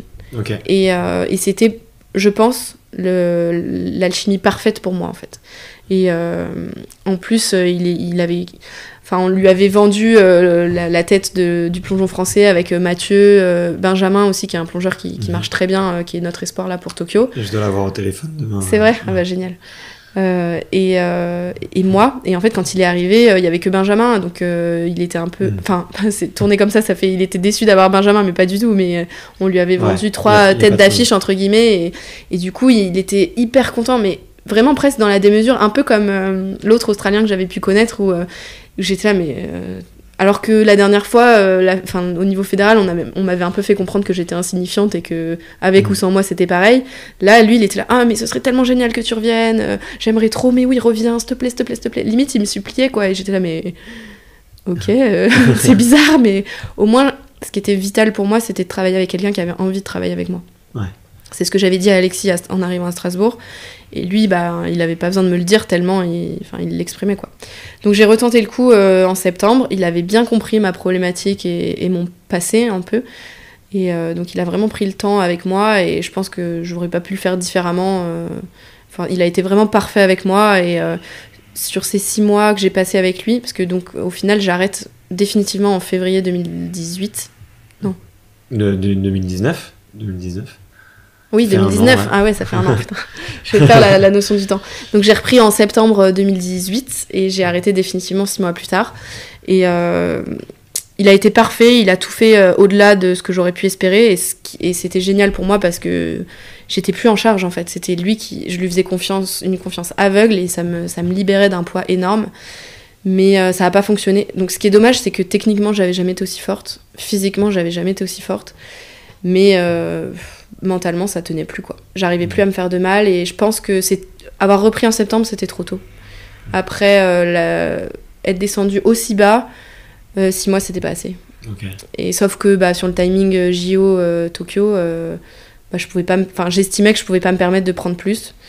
Et du coup, si j'avais voulu que ça marche, peut-être avec le recul, il aurait fallu que je reprenne plus tard, mais avec le risque que c'était trop tard, tu vois. Okay. Donc j'ai arrêté définitivement en février en mars-avril, où en fait mes problèmes le symptôme principal qui m'a fait arrêter, c'était mes problèmes de sommeil qui sont revenus au grand galop, mais bon, après ça témoignait un mal-être bien plus profond, quoi. Et donc donc finalement en mars, je me rends compte que j'avais pas vraiment guéri de ce burn-out et que après 4 ans, on pouvait parler, c'était plus du surentraînement, c'était un vrai burn-out, quoi. Ouais. Et c'est d'ailleurs en avril, t'écris un article qui est public, dans lequel effectivement tu parles de cette retraite un petit peu anticipée, de ce burn-out sportif. Moi j'ai beaucoup aimé ta sincérité parce que tu dis à quel point c'est difficile quand t'as 25 ans, t'es censé être en pleine forme, que t'as un palmarès de t'arrêter parce que tout le monde te regarde avec des gros yeux, qu'est-ce qui se passe, tu te sens très incomprise. J'ai écrit cet article sur mon blog que j'avais ouvert quelques mois avant pour faire vivre mon expérience du plongeon du haut niveau aux autres et pour voir parce que j'avais compris justement avec Mathieu et Budapest que j'avais besoin de partager plus, en fait, de le vivre plus avec les autres. Et sauf qu'en fait, j'ai pas vraiment eu le temps de partager ça sur mon blog, mais ça m'a servi de moyen d'expression qu'on nous donnait pas forcément dans les médias français parce que on fait que du plongeon, que on s'intéresse à nous un peu de temps en temps pendant les jeux, mais sans plus. Et que j'avais besoin de parler, en fait. J'avais besoin de dire pourquoi c'était pour moi que je le faisais, mais aussi pour les autres. Parce que tu dis, t'avais l'impression que les autres te regardaient avec les gros yeux. Je pense c'était difficile le regard des autres et d'assumer vis-à-vis des autres ma décision, mais le plus difficile, ça a été de l'assumer moi-même, en fait. Ouais. Parce que comme je le dis dans cet article-là, en fait, de dire que j'arrête, c'était de renoncer et de dire que en fait, j'étais pas capable, j'étais plus capable. Et encore aujourd'hui, moi, c'est un travail d'ailleurs que j'ai fait avec ma psychologue, que je fais. Et régulièrement, elle me redemande pourquoi t'as arrêté, aujourd'hui, pourquoi tu dirais que t'as arrêté, mais c'est toujours ma réponse, c'est de dire j'étais plus capable. Et du coup, dans l'ego, dans l'estime de toi, c'est super difficile en fait de dire ça. De dire c'est pas j'ai plus envie, c'est pas j'aime plus le plongeon, parce que tu vois, avec ma pause après les Jeux de Rio, je savais que le plongeon, j'adore ça viscéralement, quoi. Je m'intéresse à beaucoup de choses dans la vie, je suis très curieuse, je m'investis dans beaucoup de choses, mais le plongeon, ça a été vraiment la seule vraie passion que j'ai jamais eue, peut-être que j'aurai jamais, et c'est vraiment un truc viscéral, tu vois, c'est un amour fou, quoi, et d'ailleurs, je sais que dans des interviews, j'ai toujours dit que je sais que j'y reviendrai. D'ailleurs, j'y suis allée samedi à la piscine, j'ai replongé. Et ça a été vraiment difficile, en fait, pour mon ego et mon estime de moi qui avait déjà pris cher quand même avec les années d'avant. Et je pense que j'avais besoin de justifier ça aussi pour expliquer et dire que je le vivais pas bien, en fait. C'était pas un arrêt choisi. C'était un arrêt vital, en fait. C'était un arrêt vital. Ouais, mais ça se sent que tu souffrais, en fait. Finalement, que tu souffrais, que tu en avais besoin. Et tu vois, encore aujourd'hui, ça me serre un truc dans la poitrine. J'étais en souffrance, quoi. Ouais. Et ça m'a mis... encore aujourd'hui, tu vois, quand j'y pense, c'est difficile pour moi de suivre d'autres sportifs, même les plongeurs, tu vois, de voir leurs vidéos, de voir... parce que ça me manque. Ça me manque, le plongeon, ça me manque d'être dans cette équipe, ça me manque... j'ai pas vraiment fait mon deuil de Tokyo parce que je sais que j'irai pas, en fait. C'est sûr, aujourd'hui. Ça doit passer. Et c'est douloureux, et je sais que pendant les Jeux... je sais que cette année, je pourrai pas suivre les Jeux, c'est sûr. Parce que ce sera trop douloureux et que, tu vois, ça va être un deuil qui se fera sur plusieurs mois, ça fait déjà 1 an, tu me diras, mais plusieurs années, je pense. Et après, c'est à moi de trouver autre chose qui m'épanouit et qui me rend heureuse et dans lequel je me retrouve, mais c'est pour moi... T'as des échappatoires, d'ailleurs? Tu vois, quand j'ai arrêté, pour moi, j'étais plus rien, en fait. J'étais plus rien, j'étais plus personne, et j'étais vide et j'étais que souffrance, quoi. Et donc, y a clairement eu une phase de dépression qui fait partie du burn-out. Après, je suis pas une experte sur le sujet du burn-out, mais j'ai mis beaucoup de temps à trouver ce qui me rendait heureuse, en fait. Parce que ce qui me rendait heureuse, c'était de faire du plongeon. Et c'est pour ça que j'ai continué si longtemps aussi, c'est que au moment où j'arrête, j'ai un entraîneur parfait. Je suis forte techniquement et physiquement. J'ai retrouvé une stabilité à Paris, une vie, un entourage qui me plaît. Le jour où je décide d'arrêter, je reçois un coup de fil où on me dit: on t'a trouvé un contrat d'image, Laura, tu peux signer la semaine prochaine. Ah ouais. Contrat d'image, c'est 15 000 € pour 1 an, tu signes le truc que j'attendais depuis 4-5 ans, quoi, qui faisait que tu t'entraînes sans te poser de questions. Tu vois, c'est un CDI un peu, tu vois. Ouais. Et tu te dis, non, en fait, c'est trop tard. Ouais. Et j'avais tout au moment où j'ai arrêté, et c'est ça qui est... Tu vois, ça me serre presque la gorge, là, de dire ça, parce que vraiment, j'avais tout au moment où j'ai arrêté, et c'est ça qui a été... qui encore aujourd'hui est difficile à assumer, c'est que c'était trop tard. Ouais. En fait, c'est arrivé trop tard. Et avec le recul, tu sais ce que tu aurais pu faire? T'as évoqué ton voyage en Australie. Est-ce qu'il aurait fallu que tu t'entraînes moins? Est-ce qu'il aurait fallu que tu trouves d'autres personnes? Est-ce que c'est le rythme, tu vois, qui est un peu trop chargé? J'essaye de pas trop avoir de regrets parce que j'ai essayé beaucoup de choses. Ouais. J'ai cherché beaucoup de ressources et j'ai développé... Après, c'est aussi ce qu'on m'a reproché, du coup, de m'être éparpillée, mais parce que ça allait pas, donc je suis quelqu'un de proactif, donc je cherchais des solutions. Ce qui m'a tuée, c'est les 4 ans avec mon entraîneur, avec qui ça se passait pas bien, et pendant lesquels j'ai essayé de faire que ça marche.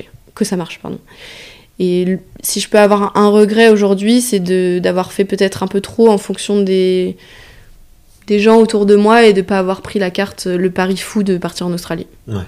peut-être que ça aurait pas marché, hein, peut-être que je l'aurais... Parce que mon intuition, c'était à ce moment-là, donc c'est pas un vrai regret parce que je me suis posé la question, mais à ce moment-là, mon intuition, c'était que en Australie, je partais toute seule et que je suis quand même quelqu'un, comme je l'ai dit, qui a besoin de vivre avec les autres, de partager son truc. Et si j'étais partie en Australie, ce qui m'a retenue aussi de partir en Australie, c'est cet équilibre-là, tu vois, de mes proches, voilà, c'est ça, le socle qui finalement a explosé aussi, tu vois, avec tout le reste, mais parce que là, l'année dernière, quand j'arrête, enfin, il y a tout qui est à reconstruire parce que tu sais, quand tu vas aussi mal et que tu souffres autant, tu te coupes de tout. Et donc, je m'en suis pas rendu compte, mais je me suis éloignée de tout et de tout le monde, même de mes propres parents, même de mon copain de l'époque. Enfin, c'était compliqué, quoi. Donc, tu vois, tout ça, il faut le reconstruire et enfin, tu vois, ça a été... Je pense que ça aurait peut-être pas marché si j'étais partie en Australie pour ces raisons-là. Donc, c'est pas un vrai regret, mais bon, je l'ai pas tenté, donc tu vois, je peux pas dire. Et après, l'autre chose que j'aurais pu faire différente, peut-être, c'est de m'arrêter plus longtemps. Ouais. Mais avec le risque... tu vois, en fait, à chaque fois, c'est des regrets, mais c'est des choix que j'ai fait en connaissance de cause, donc je peux pas vraiment regretter, quoi, tu vois. Plus de 6 mois, c'est très difficile de revenir. Ça a été déjà super dur, hein, franchement, ça a été difficile et souvent, tu mets au moins le temps de ton arrêt, voire si ce n'est le double pour revenir, et c'est un peu ce que j'avais calculé. La qualif des jeux, j'avais 1 an pour la qualif des jeux, donc pour moi, c'était le timing dont j'avais besoin pour pas être non plus en reprise couteau sous la gorge, quoi. Ok. Bah écoute, merci pour tout. Là, comme je te disais, j'ai des petites questions de la fin pour essayer de terminer sur une note un petit peu joyeuse. J'avoue que c'était pas très joyeux au final. Pleine d'optimisme, mais t'inquiète, on va se rattraper. En plus, après, j'ai un rendez-vous médical, donc je vais devoir filer. Tu peux répondre du tac au tac, tu peux approfondir un petit peu, tu peux dire ce que tu penses. La toute première question, c'est de savoir, c'est quoi une bonne journée pour toi ? Alors, une bonne journée, c'est difficile comme question parce que je suis pas du tout quelqu'un de routinière, donc je fais jamais... Même, j'ai toujours essayé de me mettre des routines, mais j'ai jamais réussi. Et une bonne journée, c'est une journée où j'ai l'impression que j'ai vécu. D'accord. Où je me suis dit... Et c'est quoi pour toi, vie ? C'est faire des choses, c'est vivre des choses avec des gens. Tu vois, si mon expérience un peu négative du burn-out m'a apporté quelque chose, c'est vraiment cette certitude que je suis quelqu'un de... Pas de groupe, mais du partage et du groupe, en fait. Ok. Tu nous l'as déjà plus ou moins dit, mais on va peut-être le répéter. Qui est la plus belle rencontre qui a pu changer ta vie ? Ouais, c'est super vague comme question, mais je pense, comme là, on était un peu dans le sujet du plongeon, je dirais Chava, l'entraîneur australien que j'ai pu rencontrer à Sydney. Ok, génial. Est-ce que tu te souviens de la meilleure ambiance que tu as vécue ? Alors, j'ai des super bons souvenirs de compètes, de tranches de rigolade. Franchement, c'était... Alors, ma meilleure année, ça a été mon année junior. Ouais. Où, bizarrement, j'ai fait mes meilleurs résultats, tu vois. Mais je pense que... Enfin, c'est pas bizarrement parce que c'est quelque chose qui fonctionne pour moi, quoi. Quand je suis heureuse et que je suis épanouie, je fais mes meilleurs résultats. Bien sûr. Et on passait vraiment... Je crois qu'on était vraiment insupportables pour les entraîneurs parce qu'on passait littéralement notre temps à rire. On était dans le sérieux, dans le travail, mais je me suis jamais... taper autant de fou rire, quoi, au point où un soir c'était au championnat d'Europe d'ailleurs, j'ai tellement ri que je suis tombée de ma chaise. Je te le jure. Et du coup j'arrivais même plus à me redresser. On s'était bien fait engueuler par les entraîneurs, mais bon, on n'entendait que nous dans la salle du restaurant. Est-ce que tu avais une idole étant plus jeune ? Alors, j'ai jamais vraiment eu une idole, mais de personnes connues, mais j'ai toujours été dans l'admiration de meilleurs que moi dans le groupe. Pas à mon échelle, mais plus, c'est vers cette personne, elle est stylée, je veux faire comme elle, en fait. Okay. Mais c'était plus des gens de tous les jours où, waouh, elle plonge trop bien, je veux faire comme elle. Par exemple, quand je suis arrivée à l'INSEP, c'était Audrey Labo, qui était un peu la meilleure fille à 10 mètres, qui était très élégante, qui faisait des super entrées à l'eau. Ok.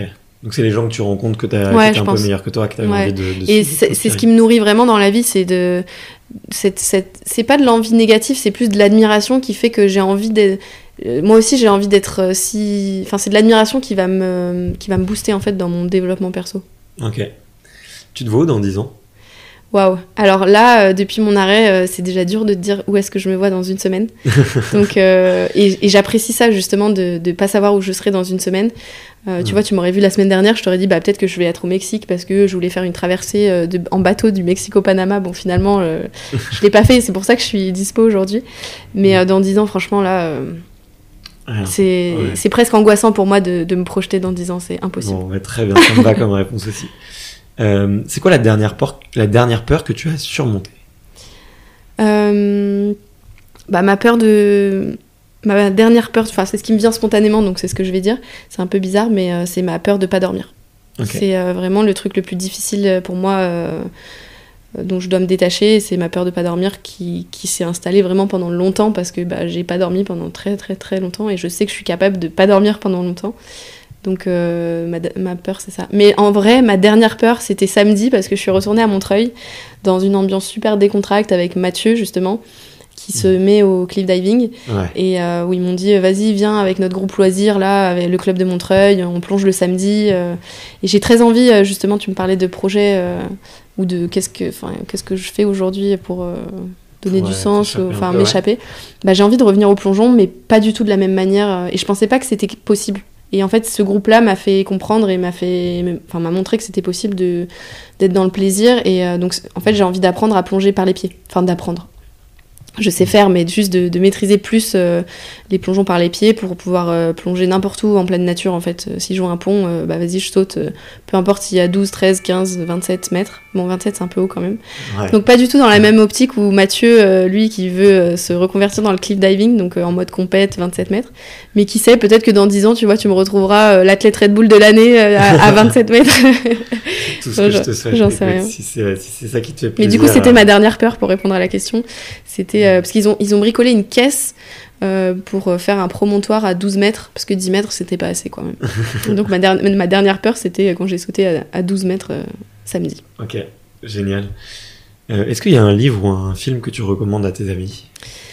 Alors, des livres, pas mal. J'ai lu, là, dernièrement, L'Alchimiste de Paulo Coelho. Okay. C'est assez facile à lire, mais c'est plein d'enseignements de la vie. Enfin, c'est sur le parcours d'un berger. Okay. Et j'ai trouvé ça super chouette sur des choses simples, en fait. Les choses simples de la vie, du bonheur. Et je trouvais que revenir... J'avais jamais lu de Paulo Coelho. Pour moi, c'était un peu un auteur à l'eau de rose. Et en fait, j'ai trouvé ça super chouette. Okay. Et donc voilà, c'est le dernier qui m'a marqué. Après, ma mère lit beaucoup, donc c'est ma libraire en titre. À chaque fois que je vais chez ma mère, elle me dit « Ah tiens, je te conseille lui. » Ok. Donc, quel est le meilleur conseil qu'on t'ait donné ? Waouh. Si tu devais en retenir. C'est vague. Pareil, spontanément, ce qui me vient à l'idée, là, c'est samedi, quand j'ai peur. Parce que la peur fait quand même littéralement partie du plongeon. Hein. Dire qu'on n'a plus peur quand on fait du plongeon depuis très longtemps, c'est mentir. Parce qu'en fait, on est addict quelque part à cette peur, justement. Et donc, quand je suis montée sur cette caisse à 12 mètres, il y avait tous les mecs là du groupe, parce que oui, forcément, c'est que des mecs, donc ça manque un peu de féminité, donc je suis contente de la porter dans ce groupe. Et il y en a un qui m'a dit, ils se sont tous agglutinés autour de la caisse et ils m'ont dit, donc il y en a un qui m'a dit, allez, fais-toi plaisir et bon vol. Et cette phrase m'a marquée parce que enfin, c'était vraiment, là, tu fais pas ton plongeon pour le faire et pour arriver en bas en vie, ce qui était l'état d'esprit que j'avais sur mes derniers plongeons de compète, entre guillemets. Mon objectif, c'était d'arriver entière, en fait, à la fin, quoi. Et là, c'était l'objectif de ce plongeon-là, c'était, fais-toi plaisir et bon vol. Le bon vol où t'es là, mais profite en l'air. Et c'est ça aussi que je veux retrouver dans le plongeon pour les années qui viennent, c'est de pas forcément faire des grosses accros, parce que quand tu fais des grosses accros, t'as pas le temps de profiter, franchement, tu penses qu'à des trucs techniques, c'est difficile de se repérer dans l'espace. J'ai juste envie de voler, en fait. Okay. Et donc le fais-toi plaisir, bon vol, je crois que c'est le conseil très récent qu'on m'a donné et qui va coller parfaitement à ma vie des prochaines semaines, et j'espère dans les 10 prochaines années. Ok, trop cool. Où est-ce qu'on dit aux auditeurs de te suivre un petit peu, où est-ce qu'on peut voir la suite? Alors, j'ai tous les réseaux sociaux, mais en vrai, déjà sur Twitter, j'y vais jamais. Je l'avais mis un peu par obligation quand j'étais sportive. Mais sinon, j'ai une page Facebook où je suis moins active, mais je suis plus sur Instagram. Donc, c'est Laura Marino, tout attaché, avec le underscore entre les deux? Non, au tout début. Au tout début. C'est ma petite particularité. Non, c'est juste qu'il y a beaucoup trop de Laura Marino dans le monde. Et sinon, sur mon blog qui s'appelle toujours undersurface.fr, qui avance à son rythme, que je publie quand j'ai envie et qui suit pas du tout un calendrier éditorial précis, mais où je publie au gré de mes envies et de mes humeurs sur des sujets sportifs, santé, écolo, j'aimerais bien aussi parce que ça me tient à cœur, et très food aussi, parce que j'adore. Trop cool.